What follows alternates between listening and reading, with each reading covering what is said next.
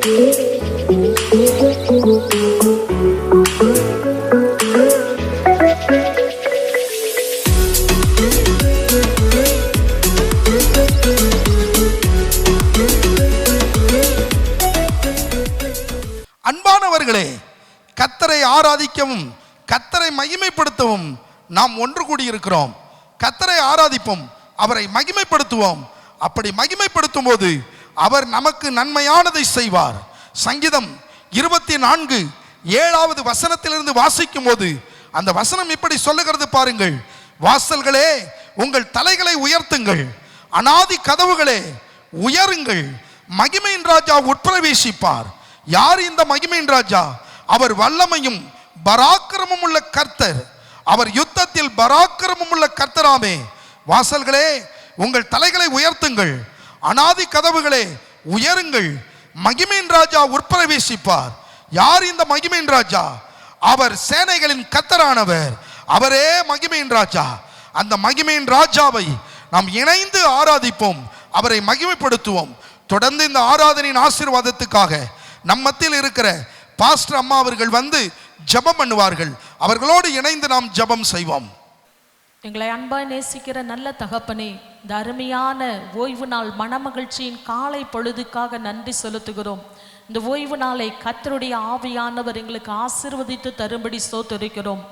தகப்பனே, இதுகாலம் எங்களை ஏந்தி தாங்கி சுமந்து பாதுகாத்து பராமரித்து வந்த தேவன், இனிமேலும் ஏந்துவேன், தாங்குவேன், சுமப்பேன், தப்புவிப்பேன் என்று சொன்ன தேவன் அப்படியே எங்களை பாதுகாக்கும்படி செபிக்கிறோம். ஆண்டவரே தகப்பனே, இந்த ஆராதனையுடைய துவக்கம் முதல் முடிவு வரைக்கும் பரிசுத்த ஆவியானவர் எங்கள் நடுவிலே வீற்றிருந்து கர்த்தாவே உம்முடைய வல்லமையும் உம்முடைய மகிமையும் உம்முடைய ஆண்டவரே பலத்தையும் சத்துவத்தையும் கொடுத்து உங்கள் நாமத்தை நாங்கள் விடுதலையோடு ஆராதிக்க, உங்கள் நாமத்தை விடுதலையோடு துதிக்க, கர்த்தாவே உமது நாமத்தை நாங்கள் இன்னுமாய் ஒருமித்து மகிமைப்படுத்த எல்லா கிருபைகளையும் அபிஷேகத்தையும் தந்தருளும்படியாய் ஸ்தோத்திரிக்கிறோம். ஆவியான தேவனப்பா ஸ்தோத்திரம். ஆண்டவரே, எங்களுக்கு வேண்டிய எல்லா பலத்தையும் சத்துவத்தையும் கொடுங்க, எல்லா தடைகளை நீக்கி போடுங்க, திறந்த வாசலை கொடுங்க. கர்த்தர் ஒவ்வொரு பகுதியிலும் நீர் வெற்றி கொடி ஏந்தும்படியாய் ஸ்தோத்திரிக்கிறோம். உங்கள் நாமத்திற்கே மகிமை துதி ஸ்தோத்திரம் வரப்பண்ணும். எங்கள் யாவரையும் திருக்கரத்தில் அர்ப்பணிக்கிறோம். நீர் எடுத்து பயன்படுத்தும்படியாய் ஸ்தோத்திரிக்கிறோம். இயேசுவின் நாமத்தில் பிதாவே, ஆமென். ஹல்லேலூயா. இந்த ஓய்வு நாளிலும் உங்களோட இணைந்து தேவனுடைய நாமத்தை மகிமைப்படுத்துவதில் எங்களுக்கு மிகுந்த சந்தோஷம். ஹல்லேலூயா. எங்களோடு இணைந்து நல்ல கரங்களை தட்டி தேவனுடைய நாமத்தை மகிமைப்படுத்துவோம். நாம் ஆராதிக்கிறவர், ஒரு ஜீவிக்கிறவர். ஹல்லேலூயா. அவர் நேற்றும் இன்றும் என்றும் மாறாதவர். எத்தனையோ நாசமோசங்கள், எத்தனையோ வாதை, எத்தனையோ விஷயங்களை நம்ம கேள்விப்பட்டாலோ அவற்றுக்கு நம்மையும் நம்ம குடும்பத்தையும் விலக்கி பாதுகாத்து நம்மோடு இம்மட்டும் நம்மளை பாதுகாத்து வருகிற ஒரு தகப்பனுக்கு ஒரு உற்சாகமர் ஹல்லேலூயா சொல்லலாம். ஹல்லேலூயா. எங்களோட உற்சாகமா கரங்களை தட்டி பாடுவோம். துதிகன மகிமை எல்லாம் என் இயேசு ராஜாவுக்கே, துதிகன மகிமை எல்லாம் என் இயேசு ராஜாவுக்கே. உற்சாகமா கரங்களை கொண்டு வந்திருக்கிற எல்லாரும் எங்களோடு இணைந்து தேவனோட நாமத்தை மகிமைப்படுத்துவோம்.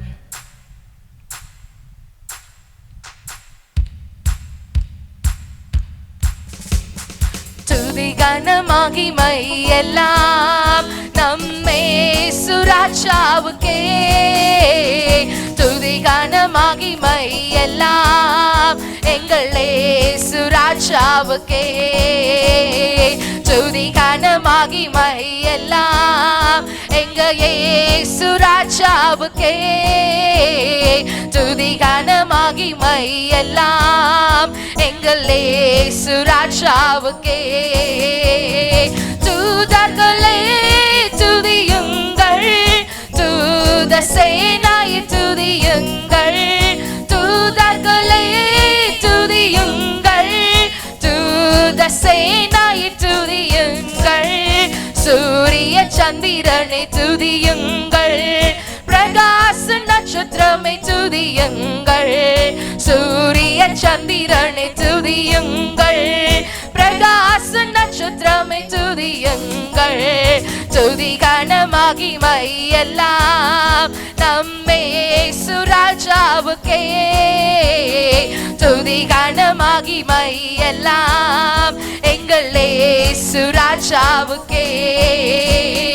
வானாதி வானங்களை துதி ஆகாய மண்டலமே துதியுங்கள், வானாதி வானங்களை துதியுங்கள், ஆகாய மண்டலமே துதியுங்கள், தண்ணீராளங்களை துதியுங்கள், பூமியில் உள்ளவாய் துதியுங்கள், தண்ணீராளங்களை துதியுங்கள், பூமியில் உள்ளவாய் துதியுங்கள், துதி கன மகிமை எல்லாம் எங்கள் இயேசு ராஜாவுக்கே, துதி கன மகிமை எல்லாம் எங்கள் இயேசு ராஜாவுக்கே. ஆக்கினி கல்மழாய் துதியுங்கள், மூடு பனி பெருங்காற்றை துதியுங்கள், ஆக்கினி கல்மழாய் துதியுங்கள், மூடு பனி பெருங்காற்றை துதியுங்கள், மலைகள் மேடுகளை துதியுங்கள், பறவை பிராணிகளை துதியுங்கள், மலைகள் மேடுகளை துதியுங்கள், பறவை பிராணிகளை துதியுங்கள், துதி கன மகிமை எல்லாம் நம் இயேசு ராஜாவுக்கே, துதி கன மகிமை எல்லாம் எங்கள் இயேசு ராஜாவுக்கே. வாலிப கன்னியாரை துதியுங்கள், பெரியோர் முதியோரை துதியுங்கள், வாலிப கன்னியாரை துதியுங்கள், பெரியோர் முதியோரை துதியுங்கள், பிள்ளைகளை மகிழ்ந்து துதியுங்கள், நாம் இயேசுவை என்றுமே துதித்திடுவோம், பிள்ளைகளை மகிழ்ந்து துதியுங்கள், நாம் இயேசுவை என்றுமே துதித்திடுவோம், துதி கன மகிமை எல்லாம் எங்கள் இயேசு ராஜாவுக்கே, துதி கன மகிமை எல்லாம் எங்கள் இயேசு ராஜாவுக்கே. சொல்ல முடியுமா?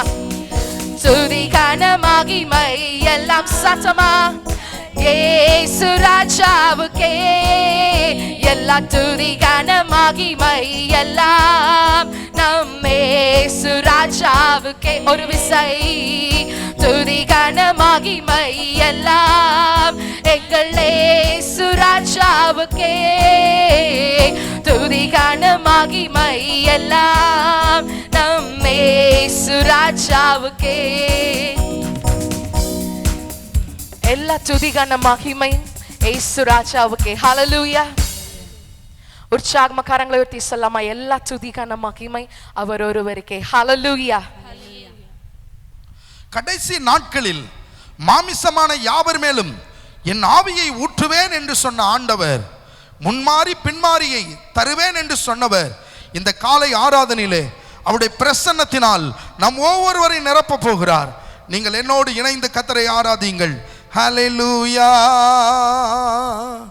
அபிஷேகியும் தூய ஆவியே, அனல் மூட்டும் தூய ஆவியே, அபிஷேகியும் தூய ஆவியே, அனல் மூட்டும் தூய ஆவியே, ஆவியே, தூய ஆவியே, ஆவியே, தூய ஆவியே, ஆவியே, தூய ஆவியே, ஆவியே, தூய ஆவியே, ஊற்றிடுமே தூய ஆவியே, உணர்த்திடுமே தூய ஆவியே, ஊற்றிடுமே தூய ஆவியே, உணர்த்திடுமே தூய ஆவியே, ஆவியே, தூய ஆவியே, ஆவியே, தூய ஆவியே, ஆவியே, தூய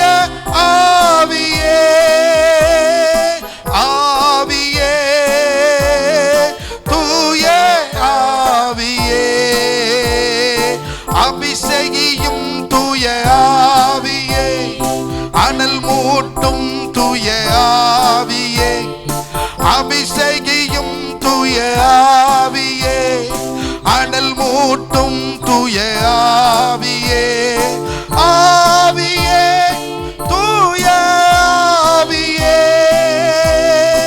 ஆவியே தூய ஆவியே, ஆவியே தூய ஆவியே, ஆவியே தூய ஆவியே, ஆட்கொள்ளும் தூய ஆவியே, அரவணைக்கும் தூய ஆவியே, ஆட்கொள்ளும் தூய ஆவியே, அரவணைக்கும் தூய ஆவியே, ஆவியே தூய ஆவியே, ஆவியே தூய ஆவியே, ஆவியே தூய ஆவியே, ஆவியே தூய ஆவியே, ஆவியே தூய ஆவியே, ஆவியே தூய ஆவியே, அபிஷேகிக்கும் தூய ஆவியே, அனல் மூட்டும் தூய ஆவியே, அபிஷேகிக்கும் தூய ஆவியே, அனல் மூட்டும் தூய ஆவியே, ஆவியே தூய ஆவியே, ஆவியே தூய ஆவியே, ஆவியே தூய ஆவியே, தூய ஆவியே,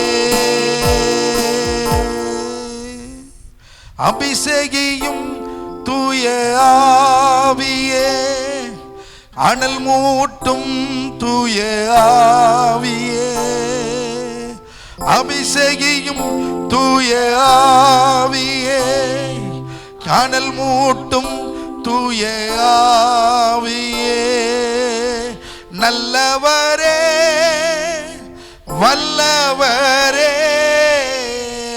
ஆராதனை உமக்கு, ஆராதனை உம்மை ஆராதிக்கிறோம் ஆண்டவரே, உம்மை மகிமைப்படுத்துகிறோம் ஆண்டவரே, பிதாவே உம்மை நாங்கள் ஆராதிக்கிறோம், இயேசுவே நாங்கள் உம்மை மகிமைப்படுத்துகிறோம், பரிசுத்த ஆவியானவரே உம்மை நாங்கள் மகிமைப்படுத்துகிறோம். ஹல்லேலூயா ஹல்லேலூயா ஹல்லேலூயா. இந்த ஆராதனை நேரத்திலே உம்முடைய பிரசன்னம், உம்முடைய வல்லமை, உம்முடைய சமூகம் எங்களை நிரப்பும்படி நாங்கள் ஜெபம் பண்ணுகிறோம் ஆண்டவரே. ஹல்லேலூயா. நீர் உம்முடைய ஆவியை அனுப்பும்போது அவைகள் சிருஷ்டிக்கப்படும், நீர் பூமியின் ரூபத்தை புதிதாக்குகிறீர் என்று வேதம் சொல்லுகிறதே. இந்த நாட்களில் பரிசுத்த ஆவியானவருடைய அருள் மாறி, பரிசுத்த ஆவியினுடைய பின்மாறி, முன்மாறி பின்மாறி ஆண்டவரை ஊற்றப்பட வேண்டும் ஐயா. ஆண்டவரே உங்க அபிஷேகம் ஊற்றப்படும் போது ஆண்டவரே இந்த முழு உலகமும் ஒரு தத்தளிப்பில் இருந்து ஆண்டவரே வெளியிலே வரும் ஆண்டவரே. நீங்க ஒரு அற்புதத்தை செய்யுங்க ஆண்டவரே. இந்த முழு உலகத்துக்கு ஒரு விடுதலை தேவை ஆண்டவரே. இந்த முழு உலகமும் ஒரு ரட்சிப்பை காண வேண்டும் ஆண்டவரே. அதற்கு நீங்க உதவி செய்யுங்க. ஒரு பெரிய ஒரு எழுப்புதலை ஆண்டவரை முழு உலகத்திலும் தாங்க ஆண்டவரே. முழு உலகமும் கர்த்தரை அறிகிற அறிவை, ஆண்டவரே குமாரன் இயேசுவின் ஆண்டவரே நாமத்தை அறிகிற அறிவை முழு உலகமும் பெற்றுக்கொள்ள நாங்கள் ஜெபம் பண்ணுகிறோம் ஆண்டவரே. முழு உலகத்திலும் இருக்கிற ஜனங்கள் பாவ உணர்வடைந்து கர்த்தருக்கு நேராக தங்கள் முகத்தை நோக்கி ஏறெடுக்க, கர்த்தருக்கு நேராக தங்கள் முகங்களை திருப்ப நீர் உதவி செய்யும்படி நாங்கள் ஜெபம் பண்ணுகிறோம் ஆண்டவரே. ஹல்லேலூயா. முழு உலகத்திலும் நீர் சமாதானத்தை கட்டளிடும் ஆண்டவரே. முழு உலகத்திலும் இந்த கொரோனா வைரஸ் தொற்றினாலே முழு உலகமும் கலங்கி போய் இருக்கிறது ஆண்டவரே. கலங்கி போன இந்த முழு உலகத்துக்கும் ஆண்டவரே கலக்கத்தை நீக்கி ஒரு விடுதலையை நீர் தாரும் ஆண்டவரே. இந்த கொரோனா வைரஸுக்கு ஒரு மாற்று மருந்து கண்டுபிடிக்கப்பட கத்தர் ஆண்டவரை உதவி செய்யும்படி ஜெபம் பண்ணுகிறோம். ஆண்டவரே, இந்த கொரோனா வைரஸ் தொற்றினாலே பாதிக்கப்பட்டிருக்கிற ஒவ்வொரு ஜனங்களுக்கும் ஒரு விடுதலையை தாரும் ஆண்டவரே. ஹல்லேலூயா. இந்த கொரோனா வைரல் தொற்றினாலே ஆண்டவரே தோத்திரம் முழு உலகமும் ஸ்தம்பித்து போயிருக்கிறது. ஆண்டவரே, முழு உலகத்திற்கும் ஆண்டவரே ஒரு விடுதலையை தந்து பொருளாதாரத்தில் ஒரு நல்ல ஒரு ஆண்டவரே ஒரு சுபிட்சத்தை ஒரு விடுதலையை தரும்படி நாங்கள் ஜெபம் பண்ணுகிறோம். ஆண்டவரே, ஆட்சியாளர்கள் ஆண்டவரை முழு உலகத்திலும் தங்கள் தங்கள் தேசங்களை ஆண்டவரை சீராய் நடத்துவதற்கு கர்த்தர் கிருபை தாரும் ஆண்டவரே. குறிப்பாக எங்கள் இந்திய தேசத்துக்காக ஜெபம் பண்ணுகிறோம். எங்கள் தமிழ்நாட்டுக்காக ஜெபம் பண்ணுகிறோம். எங்கள் கோவை மாவட்டத்துக்காக மேட்டுப்பாளையத்துக்காக ஜெபிக்கிறோம். ஒரு பெரிய விடுதலை, பரிசுத்த ஆவியினுடைய விடுதலை ஆண்டவரை கடந்து வரும்படி நாங்கள் ஜெபம் பண்ணுகிறோம். ஆண்டவரே, ஹல்லேலூயா. குறிப்பாக சென்னை மாநகருக்காக ஜெபம் பண்ணுகிறோம். பரவி வருகிற இந்த வைரல் தொற்று இயேசுவின் நாமத்திலே செயலற்று போவதாக, அதனுடைய வீரியம் அற்று போவதாக கர்த்தர் அதற்கு உதவி செய்யும். ஆண்டவரே, உமக்கு ஸ்தோத்திரம். தமிழ்நாட்டில் உள்ள ஒவ்வொரு மாவட்டங்களுக்காக ஜெபம் பண்ணுகிறோம். கர்த்தர் அற்புதம் செய்யும். ஆண்டவரே, இதற்காக தங்களை அர்ப்பணித்து செயல்பட்டு கொண்டிருக்கிற ஒவ்வொரு மருத்துவர்கள், செவிலியர்கள், கர்த்தாவே அரசு பணியாளர்கள், ஆண்டவரே தோத்திரம் துப்புரவு பணியாளர்கள் எல்லாருக்கும் நீங்க உதவி செய்யுங்க. தன்னார்வ தொண்டர்களை பாதுகாத்துக் கொள்ளுங்கப்பா. ஆண்டவரே, எல்லா திருச்சபைகளுக்காக, திருச்சபை ஊழியர்களுக்காக நாங்கள் ஜெபம் பண்ணுகிறோம். மூடப்பட்ட திருச்சபைகள் ஆண்டவரே இன்னும் ஓரிரு வாரங்களிலே திறக்கப்பட கர்த்தர் வழிவாசலை திறக்கும்படி, தடைகளை நீக்கும்படி, அற்புதம் செய்யும்படி நாங்கள் ஜெபம் பண்ணுகிறோம். இதற்கெல்லாம் ஒரே ஒரு வழி, பரிசுத்த ஆவியானவரே நீங்க கிரியை செய்யணும். ஆண்டவரே, இந்த வைரல் தொற்றுக்கு ஒரு மாற்று மருந்து கண்டுபிடிக்கப்பட வேண்டும். கர்த்தர் அதுக்கு உதவி செய்யுங்க. உம்முடைய நாம மாத்திரம் இதிலே மகிமைப்படுவதாக. உம்முடைய வல்லமை உள்ள திருக்கரத்திலே எங்களை தாழ்த்துகிறோம். ஆண்டவரே, முழு திருச்சபை மக்களுக்காக ஜெபம் பண்ணுகிறோம். திருச்சபையில் உள்ள ஒவ்வொரு மக்களையும் நீர் ஆசீர்வதியும். ஆண்டவரே, அவருடைய கண்ணீரை துடையும். ஆண்டவரே, அவருடைய கவலைகளை மாற்றும். ஆண்டவரே, அவருடைய தேவைகளை சந்தியும். ஆண்டவரே, தேவைகளோடு இருக்கிற ஒவ்வொரு ஜனங்களுடைய தேவைகளை சந்தியும். ஆண்டவரே, வியாதி பலவீனங்களோடு இருக்கிறவர்களை கர்த்தர் தொட்டு சுகப்படுத்துங்க. ஆண்டவரே, ஆண்டவரே அற்புதம் நடக்கட்டும். உம்முடைய நாமம் மகிமைப்படட்டும். தொடர்ந்து ஆண்டவரே உம்முடைய வசனத்தை தியானிக்கும் போது உம்முடைய வசனம் எங்களுக்குள்ளே ஒரு பெரிய விடுதலையை கொண்டு வருவதாக. உம்முடைய நாமம் எங்கள் வாழ்க்கையிலே மகிமைப்படட்டும். இயேசுவின் நாமத்தில் ஜெபிக்கிறோம் ஜீவனுள்ள பரிசுத்த பிதாவே, ஆமென், ஆமென். அன்பானவர்களே, இந்த யூடியூப்பின் வாயிலாக உங்களை சந்திப்பதிலே மிகுந்த மகிழ்ச்சி.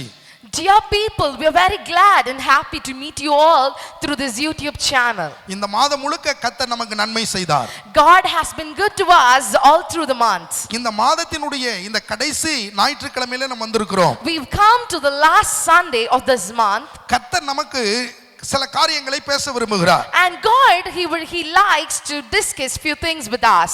எரேமியா தீர்க்கதரிசியின் மூலமாக இந்த வார்த்தைகளை கர்த்தர் நம்மோடு பேச விரும்புகிறார். And God, through his prophet Jeremiah, he likes to tell us few things. எரேமியா தீர்க்கதரிசியின் புத்தகம் 18வது அதிகாரம் 6வது வசனத்தை பாருங்கள். From the book of Jeremiah chapter 18 verses 6. அங்கே ஆண்டவர் சொல்லும்போது, இஸ்ரவேல் குடும்பத்தாரே, இந்த குயவன் செய்தது போல நான் உங்களுக்கு செய்யக்கூடாதோ என்று கர்த்தர் சொல்லுகிறார். இதோ இஸ்ரவேல் வீட்டாரே, களிமண் குயவன் கையில் இருக்கிறது போல நீங்கள் என் கையில் இருக்கிறீர்கள் என்று சொல்லுகிறார். O house of Israel, can I do with you as this potter, saith the Lord? Behold, as the clay is in the potter's hand, so are ye in my hand, O house of Israel. நாம் ஒவ்வொருவரும் குயவன் கையில் இருக்கிற களிமண்ணை போல இருக்கிறோம். And we each and everybody, we are like the clay in the hands of the potter. பழைய ஏற்பாட்டு காலத்திலே தீர்க்கதரிசிகளோடு கர்த்தர் இப்படித்தான் மறைபொருளாய் பேசுவார்.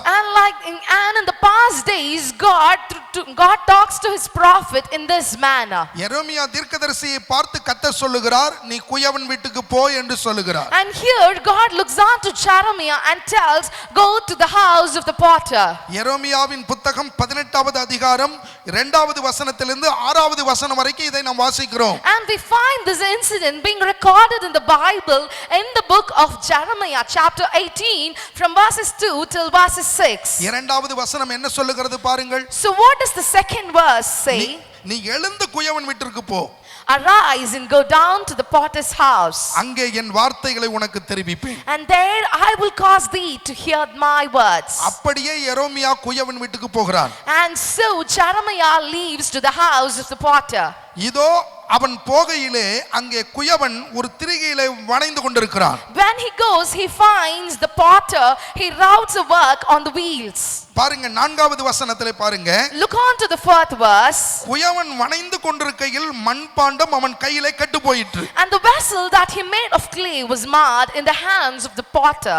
அப்பொழுது அதை திருத்தமாய் செய்யும்படிக்கு தன் பார்வைக்கு சரியாய் கண்டபடி குயவன் அதை திரும்ப வேறே பாண்டமாக வளைந்தான். So he made it again another vessel as seemed good to the potter to make it. அந்த குயவன் அந்த களிமண் தன் பார்வைக்கு சரியான பாத்திரமாய் வரவில்லை என்பதற்காக அதை தூக்கி எறியவில்லை. Just because it did not seem to be perfect in the eyes of the potter, he did not throw away the vessel, திரும்பவும் பிணைந்தான், but he makes it again. திரும்பவும் பிசைந்தான், Again he makes it, திரும்பவும் அதை ஒரு பாத்திரமாய் உருவாக்குவதற்கு முயற்சி எடுத்தான். and again he mends to make it as a beautiful, a good vessel. அருமை கர்த்தருடைய பிள்ளைகளை, நீங்களும் நானும் தோத்திர ஒரு நல்ல பாத்திரமாக உருவாக வேண்டும் என்று கர்த்தர் விரும்புகிறார். Dear people, God wants to create us as a beautiful, as a wonderful vessel. இதைதான் 6வது வசனத்தில் நாம் வாசிக்கிறோம். This is what we find in the 6th verse. நீங்களும் நானும் கர்த்தருடைய கரத்தில் களிமண்ணை போல் இருக்கிறோம். That you and I are like the clay in the hands of a Christ. களிமண்ணாய் இருக்கிற உங்களையும் என்னையும் அவர் ஒரு நல்ல பாத்திரமாய் வளைந்து உருவாக்க விரும்புகிறார். And he likes and he wishes to mend us, to create us as a beautiful hand through that clay. ஒரு குயவன் பாத்திரத்தை உருவாக்கும் போது, When a potter creates a vessel, முதலாவது அந்த களிமண்ணை ஒரு இடத்திலிருந்து வேறு பிரித்து கொண்டு வருவான். he will first segregate the clay, he will bring it to another place. அந்த களிமண்ணிலே தண்ணீரை ஊற்றுவான். Then he will pour some water to it. அதை பிசைவான். Then he will start, making it. திரும்ப அதை போட்டு மிதிப்பான். Then he will stamp it. அதை மிதித்து பிசைய ஆரம்பிப்பான். He will stamp it and then make it again. அப்பொழுது அந்த தோத்திரம் களிமண்ணில் இருக்கிற தேவையில்லாத வைகள் எல்லாம் வெளியிலே வரும். Then what happens in the process? All that is unnecessary, all that is not needed is being removed in this process. அந்த களிமண்ணில் இருக்கிற கல் தோத்திர அந்த களிமண்ணிலே இருக்கிற புல், அந்த களிமண்ணிலே இருக்கிற தேவையில்லாத நீர் குமிழிகள் இதெல்லாம் வெளிப்பட ஆரம்பிக்கும். All the stones, all the grass, all the dust, all the air bubbles that are present in the clay, it is being removed through this process. இந்த கல் விலகும் வரைக்கும் அவன் அதை மிதித்து கொண்டே இருப்பான். Till he finds the clay to be molded well, till all the stones, all the dust, all the air bubbles are being removed, he continues with the process. அதில் இருக்கிற புல்லை எடுத்து போடும் வரைக்கும் அதை பிசைந்து கொண்டே இருப்பான். Till he makes sure that the clay is in the good condition, till all air bubbles, till all the grass removed from the clay, he goes on with the process. இதில் இருக்கிற நீர் குமிழ்கள் எல்லாம் வெளிப்பட்டு வெளியேறும் வரைக்கும் அந்த மண்ணை பிசைந்து கொண்டே இருப்பான். He will be mending the clay until all the air bubbles in the clay are being removed. இப்பொழுது இந்த குயவன் கையிலே அந்த களிமண் இருக்கிறது. And now the clay is in the hand of the potter. இப்பொழுது இந்த குயவன் அந்த களிமண்ணை ஒரு பாத்திரமாக வளைய ஆரம்பிக்கிறான். And now he starts to make it a beautiful vessel. இப்பொழுது அந்த மண் இப்பொழுது சுத்தம் செய்யப்பட்டிருக்கிறது. And now that clay is being cleansed. இப்பொழுது அது ஒரு நல்ல பாத்திரமாக வடிவமைக்கப்படுகிறது. And that now it has been made into a beautiful vessel. அருமை கர்த்தருடைய பிள்ளைகளை, நீங்களும் நானும் ஒரு சிறந்த நல்ல பாத்திரமாய் உருவாக வேண்டும் என்பதுதான் கர்த்தருடைய நோக்கம், திட்டம். Dear people, the main aim, the main motive of Jesus is that he must make you and me the beautiful, the precious vessels. சில நேரத்தில் நம்முடைய வாழ்க்கையிலே இப்படிப்பட்ட நெருக்கங்களும் பாடுகளும் வரும்போது, ஐயோ ஏன் இப்படி என்று நாம் திகைக்கிறோம், வேதனைப்படுகிறோம். Sometimes when it happens that we have to face problem, we have to move across tests, we have to come across tribulations in our life, then we question ourselves, why am I going through all this? உன்னையும் என்னையும் கர்த்தர் ஒரு நல்ல பாத்திரமாய் உருவாக்க கர்த்தர் விரும்புகிறார். விரும்புகிறார். And God wishes to mend you and me as a beautiful, as a precious, as a wonderful, magnificent vessel. இதைதான் 2 தீமோத்தேயுவின் புத்தகம் 2வது அதிகாரம் 20-21 அப்போஸ்தலனாகிய பவுல் சொல்லும்போது இப்படி சொல்லுகிறார் பாருங்கள். This is what we find from the book of 2 Timothy chapter 2 verses 20 and 21, where Apostle Paul he indicates, ஒரு பெரிய வீட்டில் பொன்னும் வெள்ளியுமான பாத்திரங்களும் அல்லாமல் மரமும் மண்ணுமான பாத்திரங்களும் உண்டு. அவைகளில் சில கனத்திற்கும் சில கனவீனத்திற்கும் ஆனவைகள். but in a great house there are not only vessels of gold and of silver, but also of wood and of earth, and some to honor and some to dishonor. 21வது வசனத்தை வாசிக்கிறேன், கவனிங்கள். And from the 21st verse, ஆகையால் ஒருவன் இவைகளை விட்டு தன்னை சுத்திகரித்துக் கொண்டால் அவன் பரிசுத்தமாக்கப்பட்டதும் எஜமானுக்கு உபயோகமானதும் எந்த நற்கிரியைக்கும் ஆயத்தமாக்கப்பட்டதுமான கனத்துக்குரிய பாத்திரமாய் இருப்பான். if a man therefore purge himself from these, he shall be a vessel unto honor, sanctified and meet for the master's use, and prepared unto every good work. இங்கு பவுல் சொல்லும்போது ஒரு பெரிய வீட்டில் பொன்னும் வெள்ளியுமான பாத்திரங்களும் அல்லாமல் மரமும் மண்ணுமான பாத்திரங்களும் உண்டு என்று அவன் சொல்லுகிறான். Here Apostle Paul makes a mention that in a great house there is not only vessel of gold and silver, but of wood and earth is also present over there. அந்த பாத்திரங்களை 2 வகையாக அவன் பிரிக்கிறான். And he segregates the vessel into 2 categories. ஒன்று கனத்துக்குரிய பாத்திரம், One as honor vessels, இன்னொன்று கனவீனத்துக்குரிய பாத்திரம். and the other category is differentiated as the vessels of dishonor. அருமை கர்த்தருடைய பிள்ளைகளே, நீங்களும் நானும் கனத்துக்குரிய பாத்திரமா இருக்க விரும்புகிறோமா, கனவீனத்துக்குரிய பாத்திரமா இருக்க விரும்புகிறோமா என்பதுதான் முக்கியம். Dear people, what is important is that do we fall into the category of the vessels that are of honor or of the vessels that are of dishonor? நம்முடைய வீட்டிலே பாத்திரங்களை பல விதத்தில் பல சூழ்நிலைகளிலே நாம் பயன்படுத்துகிறோம். And we use so many vessels according to the situation, according to the need of the vessel in our house. ஆனால் அதே மாதிரி தான் எஜமான் அவருடைய வீட்டிலே நம்மை ஒரு கனத்துக்குரிய பாத்திரமாக பயன்படுத்த விரும்புகிறார். And in the same way, our Lord God, he wants to use us as the honor vessel in his house. அவருடைய வீட்டிலே நீங்களும் நானும் ஒரு கனத்துக்குரிய பாத்திரமா இருக்க வேண்டும் என்று கர்த்தர் விரும்புகிறார். God wishes that you and I must be an honor vessel in his house. நாம் ஒரு கனத்துக்குரிய பாத்திரமா இருக்க வேண்டும் என்று கர்த்தர் விரும்புகிறார். He wants us to be the vessel of honor.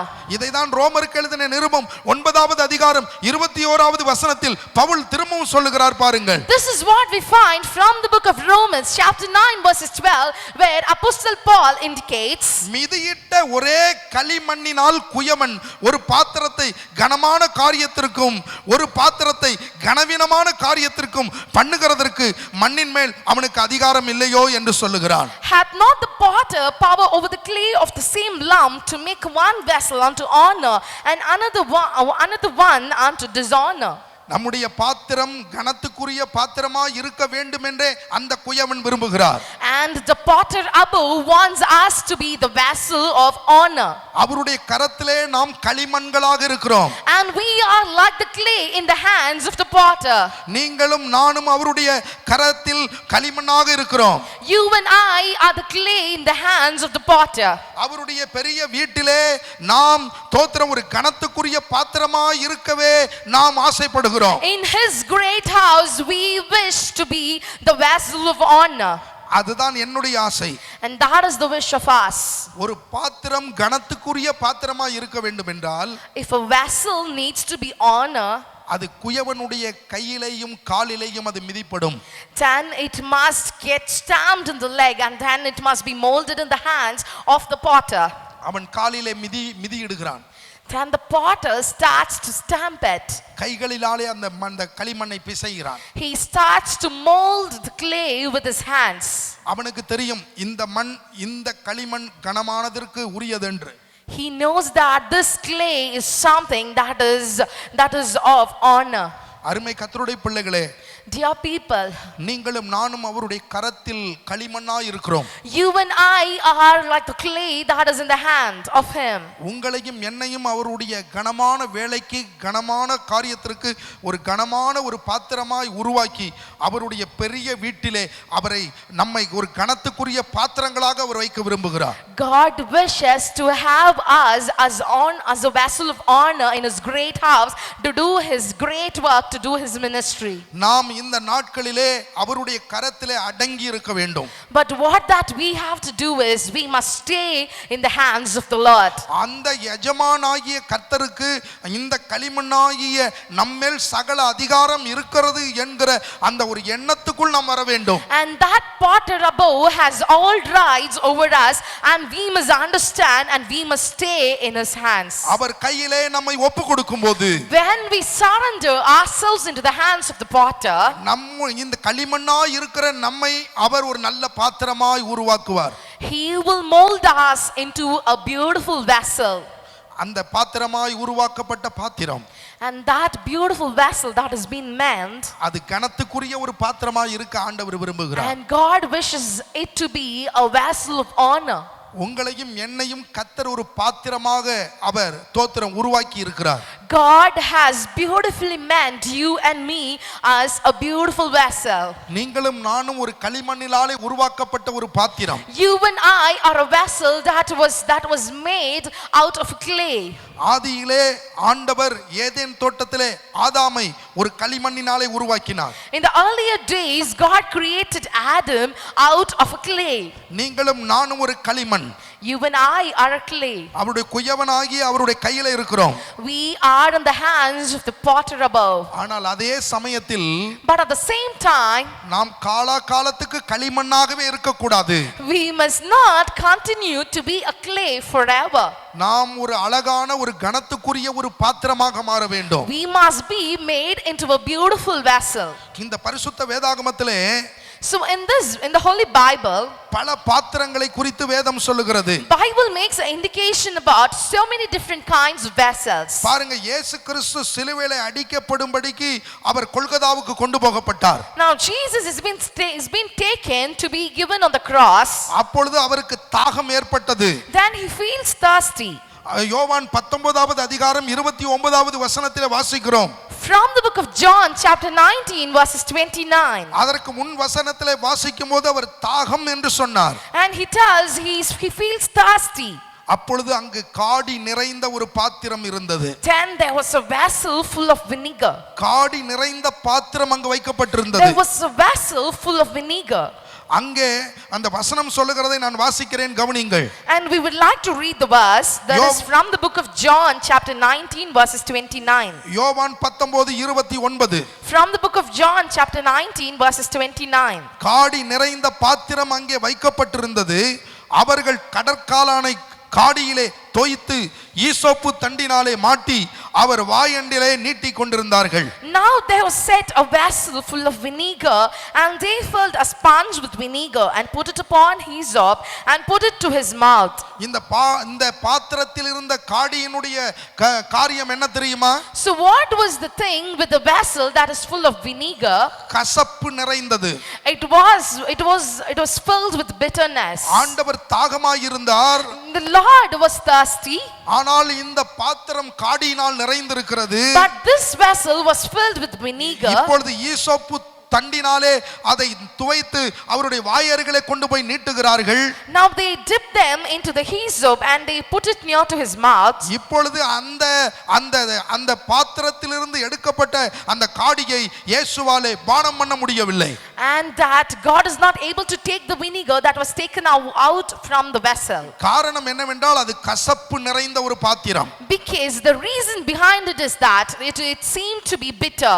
ஆண்டவர் நம்முடைய பாத்திரத்தில் பானம் பண்ண விரும்புகிறார். And God wishes to have from our vessel. அருமை கர்த்தருடைய பிள்ளைகளே, dear people, நம்முடைய பாத்திரம் கசப்புள்ள ஒரு பாத்திரமாய் இருந்தால், if our vessel is something that is filled with bitterness, இந்த பாத்திரத்தில் ஆண்டவர் பானம் பண்ண மாட்டார். then he will never have from our vessel. நம்முடைய பாத்திரத்தில் இருக்கிற கசப்புகள் நீங்க வேண்டும். So all the bitterness that is filled in our vessel must be removed. இன்னைக்கு அநேகருடைய பாத்திரங்களில் பாத்திரங்களிலே கசப்பு இருக்கிறது.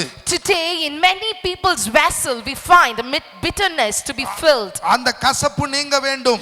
And that bitterness must be removed. மன்னிக்க வேண்டியவர்களை மன்னிக்க வேண்டும். You must forgive the people who you have to forgive. மன்னிக்க வேண்டியவர்களை மன்னித்து விட வேண்டும். You must forgive the people who you have to forgive. இன்னைக்கு அநேகருக்கு எத்தனை காலங்கள் ஆனாலும் சிலரை மன்னிக்க மாட்டார்கள். And today there are many people who cannot forgive on some particular people for so many years. கிறிஸ்தவ ஜீவியம் கிறிஸ்தவ வாழ்க்கை என்பதே So the Christianity, that is the Christian life, மன்னிப்பை மையமாக கொண்டது. it has its main aim in forgiveness. சொல்லுவாங்க, நான் என்ன ஆனாலும் சரி அவரை நான் மன்னிக்கவே மாட்டேன்.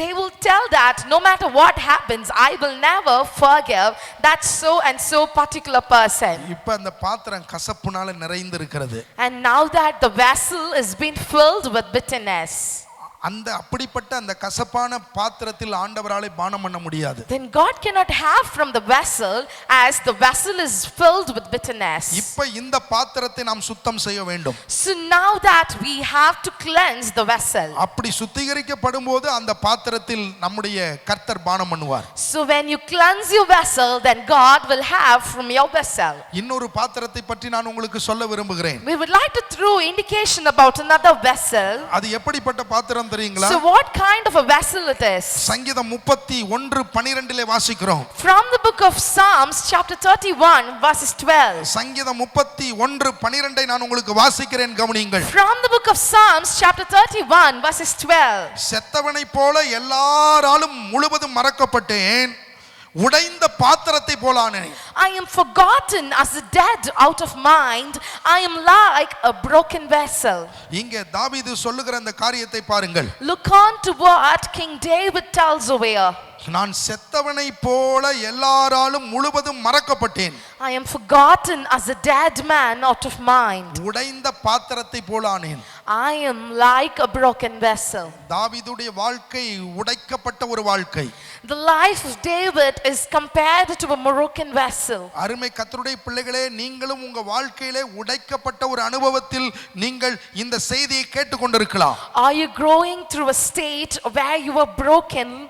நான் உங்களுக்கு முன்னே ஒரு கேள்வியை வைக்க விரும்புகிறேன். We would like to put forth a question before you. நம்ம வீட்ல நல்ல பாத்திரங்களை எல்லாம் வைத்திருக்கிறோம். We have good vessels in our house. சின்ன பிள்ளைகள் அந்த பாத்திரத்தில் ஏதோ ஒரு பாத்திரத்தை தட்டி விட்டு விடுகிறார்கள். And the children in the house, they push on to one vessel. அது கீழே விழுந்து உடைந்து விடுகிறது. And it falls down and it breaks. இல்ல இப்படி வைத்துக் கொள்வோம், நீங்கள் தவறுதலாக ஒரு பாத்திரத்தை கீழே போட்டு உடைத்து விடுகிறீர்கள். Or have it so, you mistakenly put it down and the vessel breaks. கீழே விழுந்தது உடைந்து விடுகிறது. The vessel falls down and it breaks. நீங்கள் உடைந்து போன பாத்திரத்தை என்ன செய்வீர்கள்? So what will you do with the broken vessel? கூட்டி பெருக்கி என்ன செய்து விடுவீர்கள்? கொண்டு போய் குப்பையிலே போட்டு விடுவீர்கள். You will clean it, you will take it and you will throw it out. அது அந்த நாளிலிருந்து யாருக்கும் பிரயோஜனம் இல்லாத ஒரு பாத்திரம். And then from then the vessel is considered to be it is not used by anybody.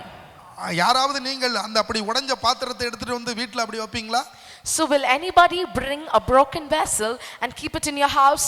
அது எவ்வளவு தொகை கொடுத்து வாங்கி இருந்தாலும் அதை தூக்கி தூர போட்டு விடுவீர்கள். No matter how costly the vessel seem to be, we will tend to throw it out. ஆனால் நம்முடைய ஆண்டவர் அப்படிப்பட்டவர் அல்ல.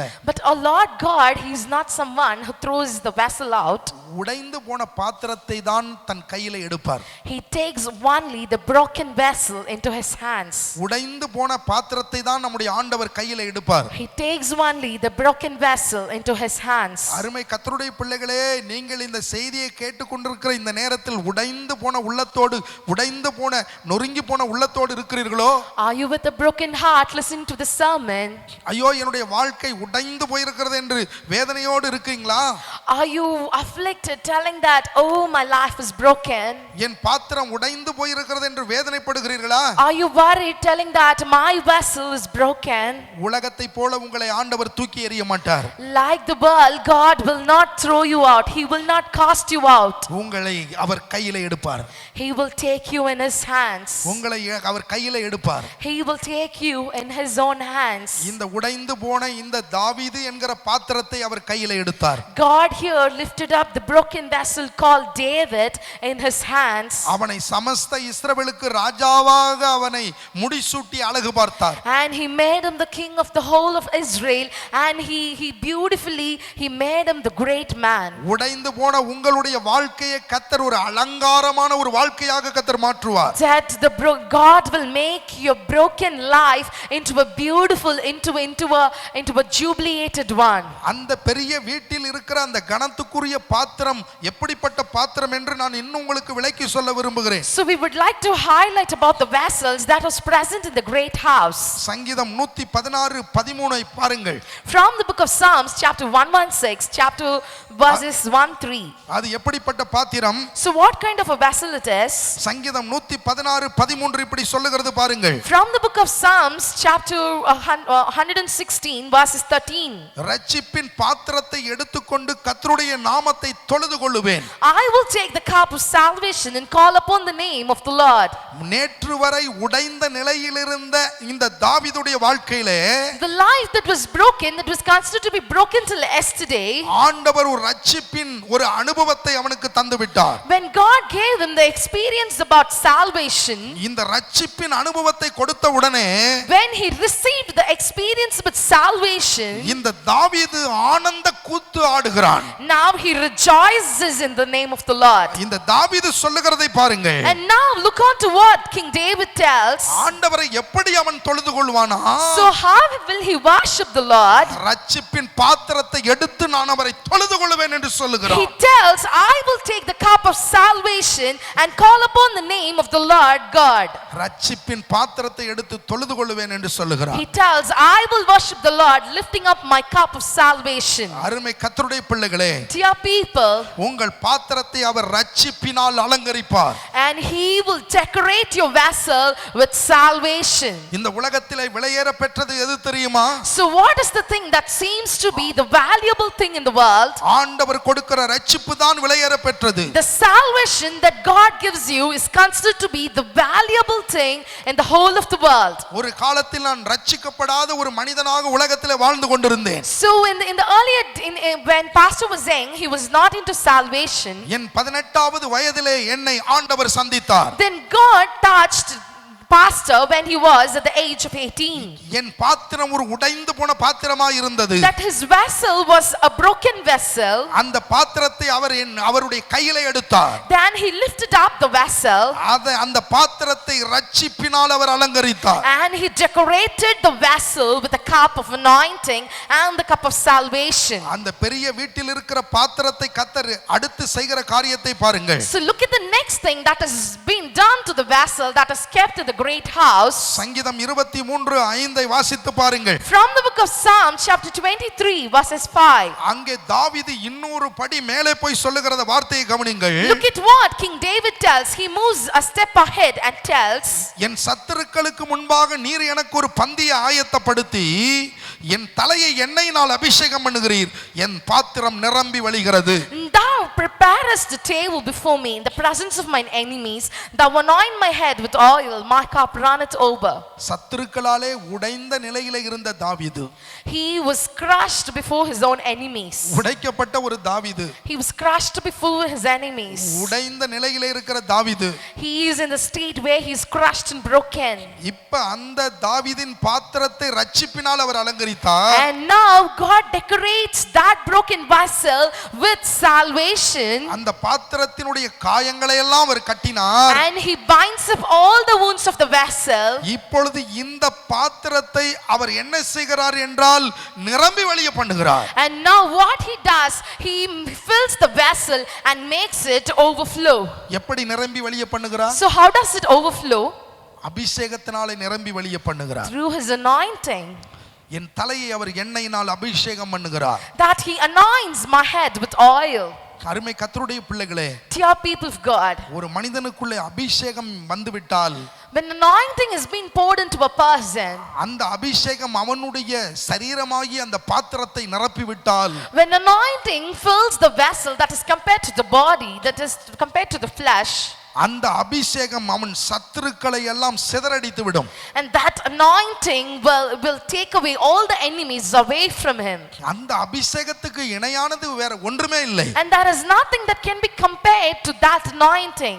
என்னையும் ஆண்டவர் 19வது வயதிலே அபிஷேகம் பண்ணினார். Then God anointed pastor in the age of 19. என்னை ஆண்டவர் தம்முடைய ஆனந்த தைலத்தினாலே அபிஷேகம் பண்ணினார். That he filled him with the spirit of rejoice. அந்த அபிஷேகம் எனக்குள்ளே வந்தபோது அந்த அபிஷேகத்தை என்னாலே மட்டுப்படுத்த முடியவில்லை. When he received the anointing, he was not able to control it. இரவு பகலாக அந்த அபிஷேகத்திலே நான் களி கூர்ந்தேன். And that anointing was bubbling up day and night. என்னை அந்நிய பாஷையினாலும் அயல் மொழிகளினாலும் கர்த்தர் நிரப்பினார். Then God started to bless him with anointing and he gave him tongues. நவமான பாஷைகளை நான் பேசினேன். Then he started to pray in tongues. மணிக்கணக்கா பேசினேன். Not only for minutes but hours together. அந்த அபிஷேகம் பெற்ற அந்த அனுபவம் எனக்கு இன்றும் ஞாபகத்தில் இருக்கிறது. He still remembers the experience of how he received the anointing. என்னாலே என் தாய்மொழியிலே பேச முடியவில்லை. He was not able to talk in his native language. ஆண்டவர் கொடுத்த அந்த நவமான பாஷையை நான் பேசிக்கொண்டே இருந்தேன். But instead he was going on with the tongues. என்ன நடந்தது தெரியுமா? You know what happened? என் பாத்திரம் நிரம்பி வழிய ஆரம்பித்தது.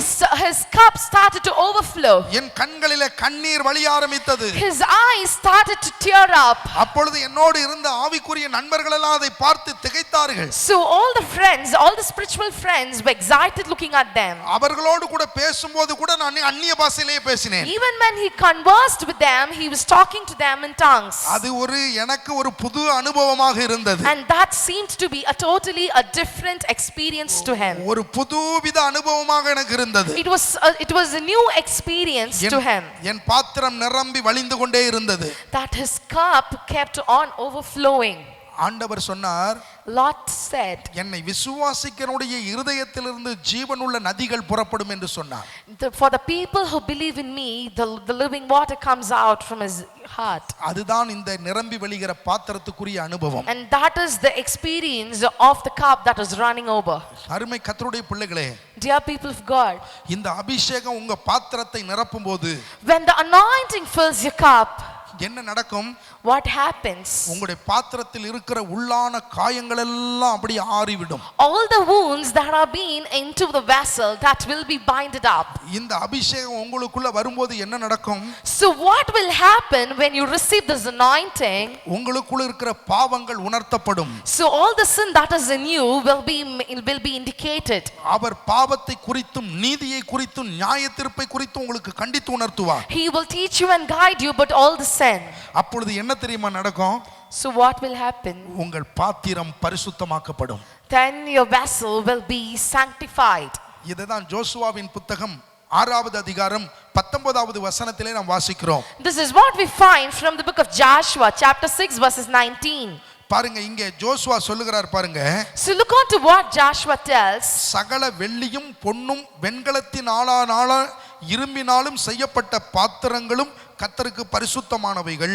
But all the silver and gold and vessels of brass and iron are consecrated unto the Lord. அவைகள் கர்த்தரின் பொக்கிஷத்தில் சேரும் என்றார். They shall come into the treasury of the Lord. இது பரிசுத்தமாக்கப்பட்ட பாத்திரம். So this is a consecrated vessel.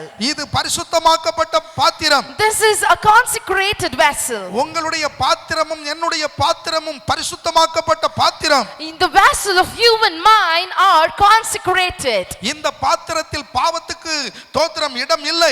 So there is no place for sin into this vessel. பாவ இச்சைகளுக்கு இடம் இல்லை. So there is no place for lust and sin into this vessel. பாவ எண்ணங்களுக்கு இடம் இல்லை. There is no place for a sinful thought into this vessel. காரணம் என்னவென்றால், So the reason, நீங்கள் கனத்துக்குரிய பாத்திரம். because you are the vessel of honor. நீங்கள் கனத்துக்குரிய பாத்திரம். You are the vessel of honor.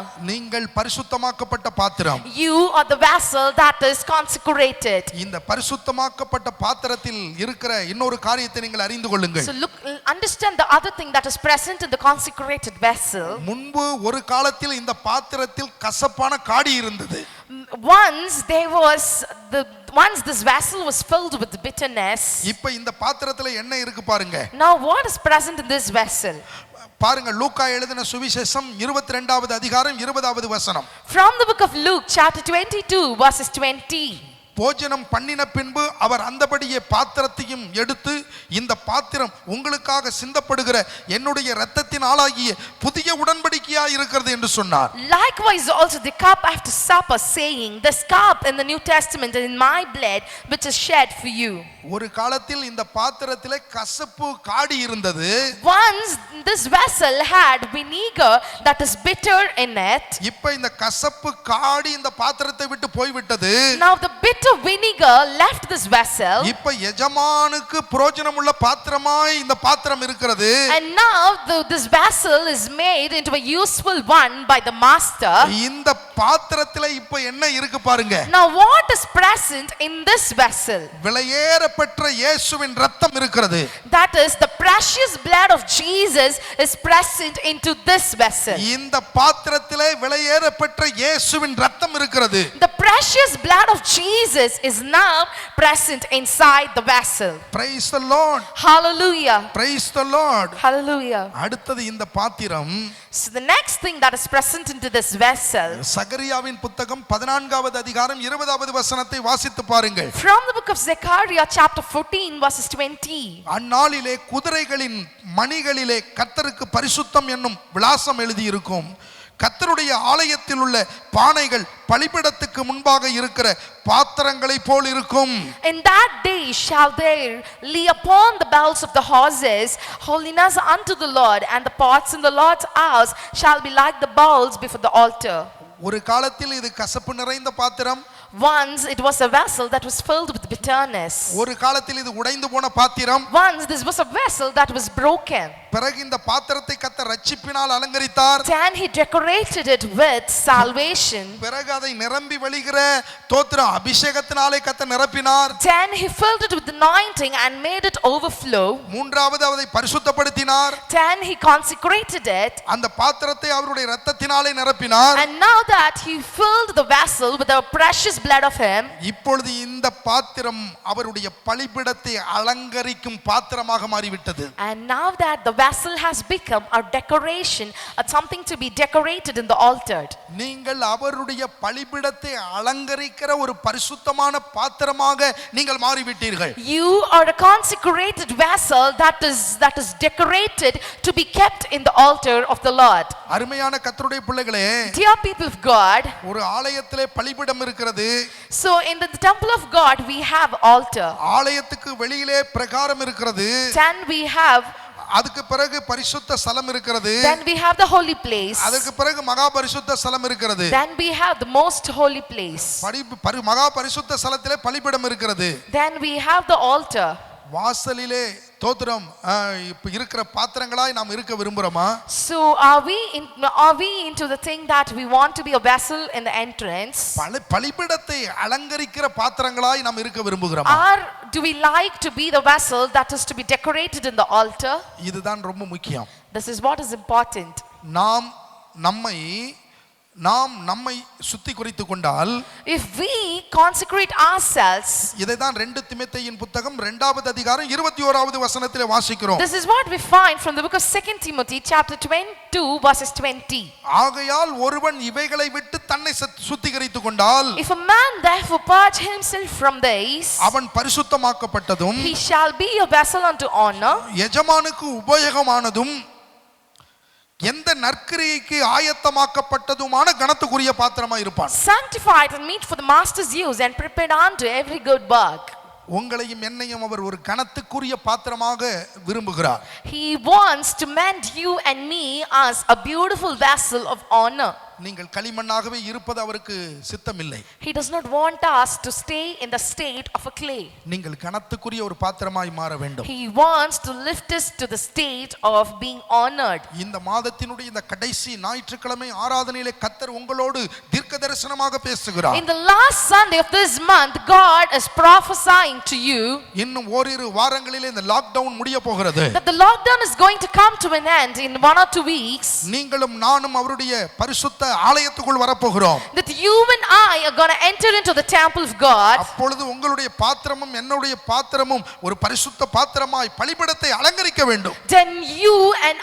Then our vessel must be consecrated, and it must be something that will decorate the altar. உங்களையும் என்னையும் அவர் ஒரு கனத்துக்குரிய பாத்திரமாக விரும்புகிறார். Because he wishes to have you and my vessel to be a vessel of honor. இந்த நாளிலே நாம் கர்த்தருடைய சமூகத்திலே கண்களை மூடி ஜெபம் பண்ணுவோம். Today let us close our eyes and come into the presence of the Lord. நீங்கள் ஒருவேளை உடைந்து போன நிலையிலே இருக்கலாம். You can be in the state where you were broken. ஒருவேளை உங்கள் பாத்திரம் காடியினால் நிறைந்து கசப்பாய் இருக்கலாம். Or that your vessel can be filled with vinegar that is of bitterness. இந்த ஜெப நேரத்தில் ஆண்டவருடைய சமூகத்திலே உங்களை ஒப்புக்கொடுத்து ஜெபம் பண்ணுங்கள். In this hour of prayer, surrender yourselves. உங்கள் பாத்திரம் உடைந்து போன அந்த பாத்திரத்தை, கசப்பான காடி நிறைந்த அந்த பாத்திரத்தை கர்த்தர் இரட்சிப்பினால் அலங்கரிப்பார். That God will decorate, that he will fill your vessel with salvation. That if you can seem to be broken, you can seem to be filled with bitterness, but God is going to decorate you with his salvation. அவருடைய அபிஷேகத்தினாலே அலங்கரிப்பார். He is going to decorate you with his anointing. அந்த பாத்திரத்தை பரிசுத்தப்படுத்துவார். He is going to consecrate the vessel. அந்த பாத்திரத்தை அவருடைய உடன்படிக்கையின் இரத்தத்தினாலே கர்த்தர் நிரப்புவார். He is going to fill the vessel with the precious blood of him. அந்த பாத்திரம் பலிபீடத்தை அலங்கரிக்கிற பாத்திரமாக மாறும். And he will make the vessel that will decorate the altar. தகப்பனே, நீர் அப்படியே செய்யும்.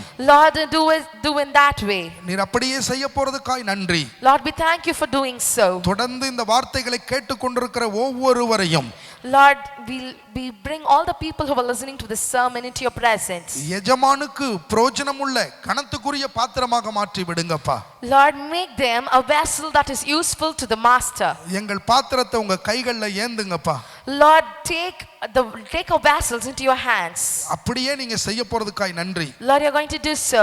இந்த வார்த்தைகளை கேட்டுக்கொண்டிருக்கிற ஒவ்வொருவரையும் நீர் ஆசீர்வதியும் ஆண்டவரே. Lord, bless each and every people listening to this sermon. அவருடைய தேவைகளை சந்தியும் ஆண்டவரே. Lord, meet their needs. அவருடைய பலவீனங்கள் சுகவீனங்கள் மாறட்டும் ஆண்டவரே. Let all that is troubling them be changed. அவர்களுடைய வாழ்க்கையில நன்மை ஆசீர்வாதங்கள் செழிப்பு உண்டாகட்டும் ஆண்டவரே. Let them prosper, let blessings enter into their life. இந்த பிறக்க போகிற புதிய மாதம் அவர்களுடைய வாழ்க்கையில ஒரு புதிய திருப்பத்தை கொண்டு வரட்டும் ஆண்டவரே. Let this new month bring them new turning point in their lives. அதற்கு இந்த நாளை அவர்கள் பயன்படுத்திக் கொள்ள நீர் உதவி செய்யும் ஆண்டவரே. So let them make use of these days. நீர் அப்படி செய்வதற்காக உமக்கு நன்றி. We thank you for doing so.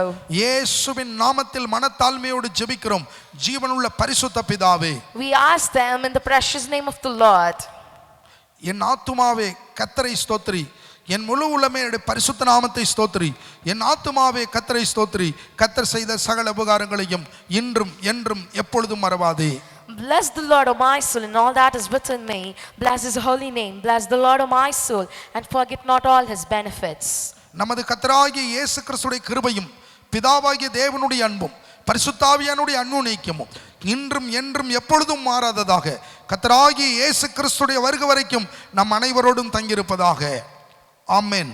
Amen. இந்த யூடியூப்பின் வாயிலாக இவ்வளவு நேரம் எங்களோடு இணைந்து கர்த்தரை ஆராதித்து கர்த்தருடைய வசனத்தை கேட்ட உங்கள் ஒவ்வொருவரையும் கர்த்தராகிய இயேசு கிறிஸ்து ஆசீர்வதிப்பாராக. Thank you for joining us through this sermon through YouTube channel for this long. May God bless you all. தொடர்ந்து உங்களுக்காக நாங்கள் ஜெபிக்கிறோம். We continue to pray for you. நீங்களும் எங்களை ஜெபத்திலே தாங்குங்கள். And support us through your prayers. கர்த்தர் பிறக்க போகிற புதிய மாதத்திலே புதிய காரியங்களை செய்வார். Let God do new things in the new month. God bless you. God bless you.